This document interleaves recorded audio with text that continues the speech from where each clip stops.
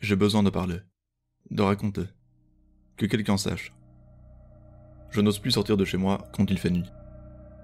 Je sais que mon histoire vous paraîtra insensée.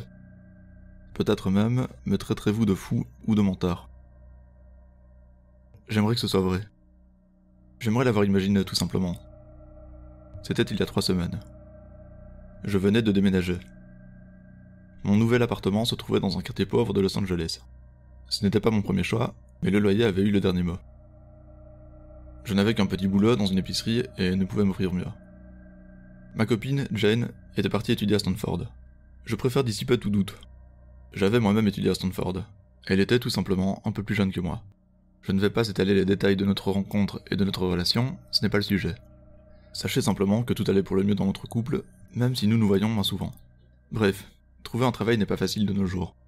Et j'ai été forcé d'accepter un job inférieur à mes aptitudes. Je travaillais dans un snack comme serveur. Le salaire n'était pas élevé, mais ça payait le loyer et mettait du pain sur la table. Et je continuais à chercher à côté un travail décent.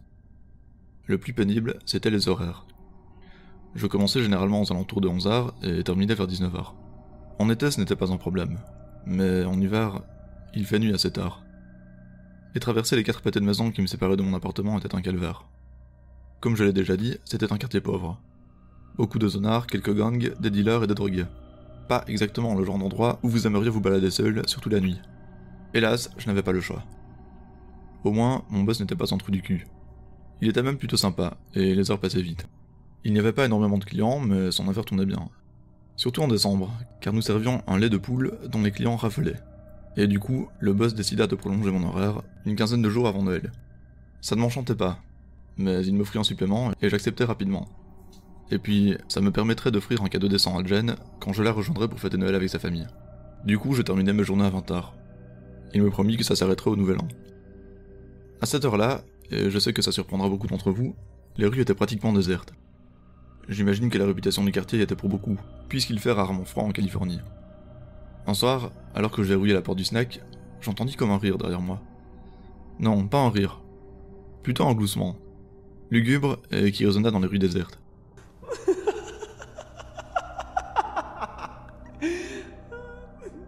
C'était tout à fait normal à quelques jours de Noël. Et nous n'étions pas les seuls à servir du lait de poule.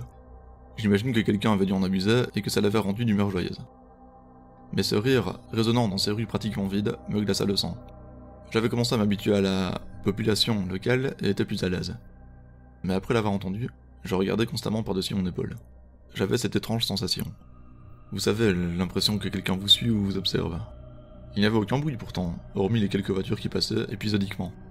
Le chemin du retour me parut plus long que jamais. J'étais constamment en alerte. Attentif à chaque coin de rue, chaque coin d'ombre, mais rien en dehors des habituels occupants du quartier. Quoique moins nombreux à cette heure. Je me trouvais à mi-parcours quand je perçus enfin ce que je redoutais depuis un moment. Des foulées derrière moi sur le béton. Je me retournai rapidement, mais il n'y avait personne. Et j'entendis à nouveau le rire. Plus froid cette fois. Plus sinistre.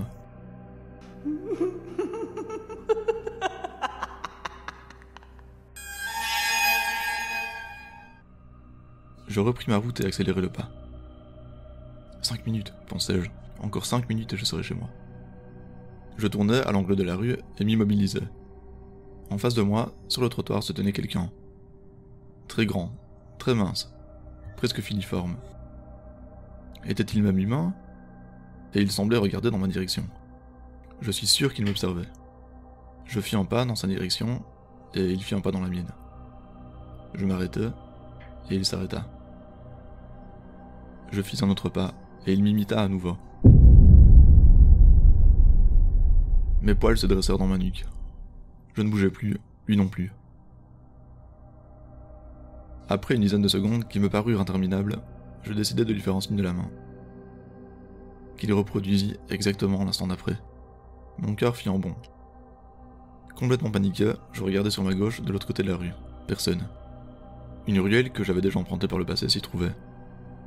C'était un léger détour, mais sans réfléchir, je traversai la route en courant, en fonçant droit vers la ruelle. Je jetai un œil sur ma droite et aperçus l'individu qui traversait également la route en courant, mais en diagonale, dans ma direction. Ses jambes, trop longues et trop maigres, le faisaient ressembler à un insecte. Presque à une menthe religieuse. J'étais terrifié. Je courus aussi vite que je pus, traverser la ruelle et me réfugier derrière l'angle formé par les bâtiments.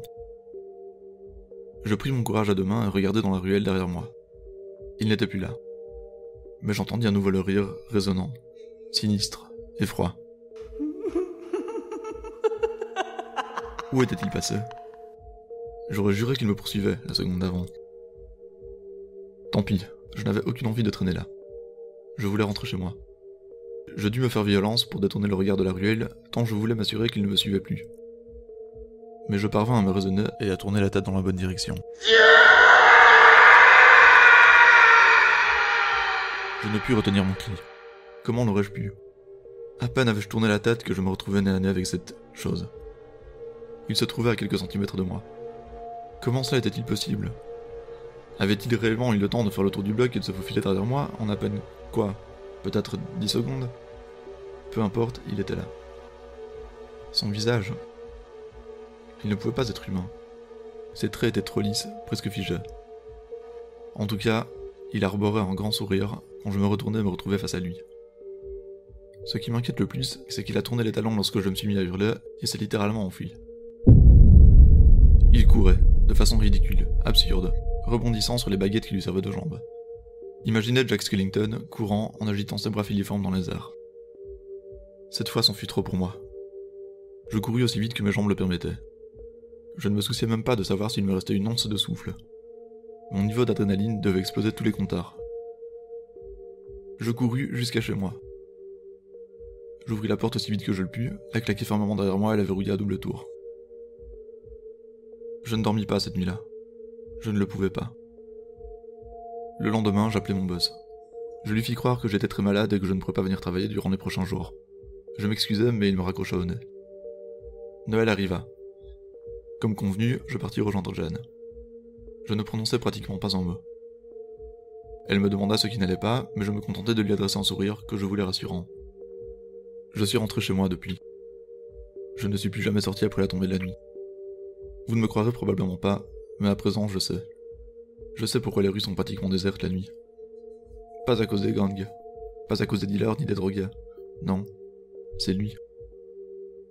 J'entends parfois son rire résonner dans la nuit. Alors, j'augmente le volume de la télé. Je n'ai pu le raconter à personne. Qui m'aurait cru? Jeanne? Je ne me serais pas cru moi-même. Mais j'avais besoin de parler, de le raconter à quelqu'un, pour laisser une trace.